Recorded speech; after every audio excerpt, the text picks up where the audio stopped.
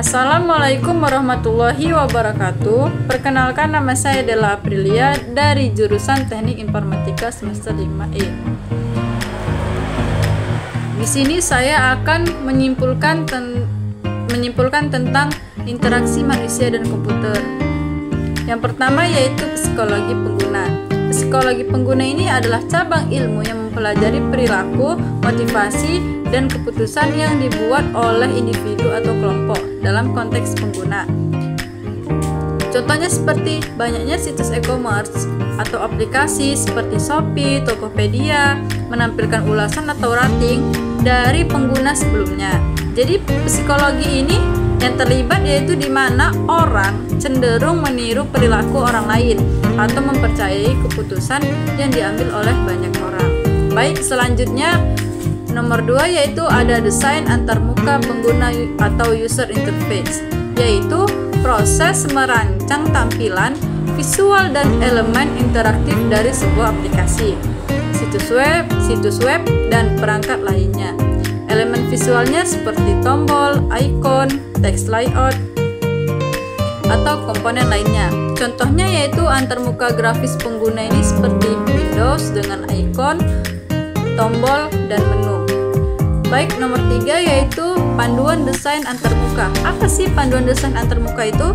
Panduan desain antarmuka ini adalah serangkaian prinsip atau aturan yang digunakan untuk menciptakan antarmuka pengguna yang efisien dan mudah digunakan dan menyenangkan. Jadi tujuan dari panduan ini yaitu untuk memastikan pengguna dapat berinteraksi dengan aplikasi secara lancar.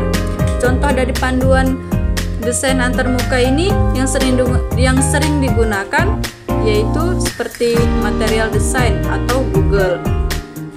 Baik, selanjutnya nomor 4 yaitu ada evaluasi dan user Binetics. Binetics ini apa sih? Binetics ini adalah sebuah platform yang digunakan dalam manajemen dan evaluasi big data atau data besar. Jadi, evaluasi dalam konteks Binetics ini biasanya berfokus pada aspeknya yaitu seperti kinerja dan efektivitas sistem, keandalan dan ketersediaan, keamanan data, user experience, dan lain-lain lagi. Jadi, evaluasi Binetics ini akan melibatkan pengujian sistem terhadap kinerja, keandalan, keamanan, serta pengalaman pengguna. Seperti evaluasi kinerja dengan efektivitas, yaitu kecepatan pemrosesan data. Jadi, misalnya, setelah mengimport dataset atau data besar, misalnya 100 GB data, penjualan bulanan, jadi waktu yang diperlukan untuk memproses dan menghasilkan laporan akhir adalah 30 detik. Ini menunjukkan kinerja yang sangat baik karena dengan data yang besar dapat memproses dengan hasil laporan yang cepat. Selanjutnya itu ada interaksi multimodal. Apa sih interaksi multimodal itu? Jadi interaksi multimodal ini merujuk pada cara manusia berinteraksi dengan sistem atau perangkat menggunakan lebih dari satu saluran komunikasi. Misalnya seseorang ini bisa menggunakan suara untuk memberi perintah sambil melihat visual di layar dan menerima umpan balik suara. Jadi contoh aplikasinya itu seperti Google Assistant. Jadi Google Assistant itu kan ada kayak perekam suaranya, seperti kita menanya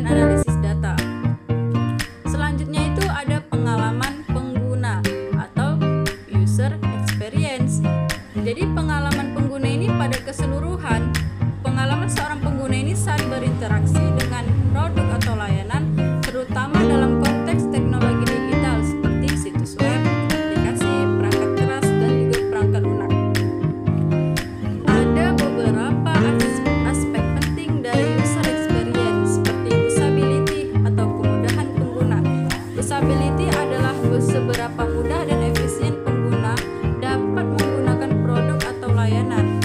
Contoh dari user experience ini seperti e-commerce ataupun Amazon. Selanjutnya ada desain interaksi untuk mobil. Apa sih desain interaksi untuk mobil ini?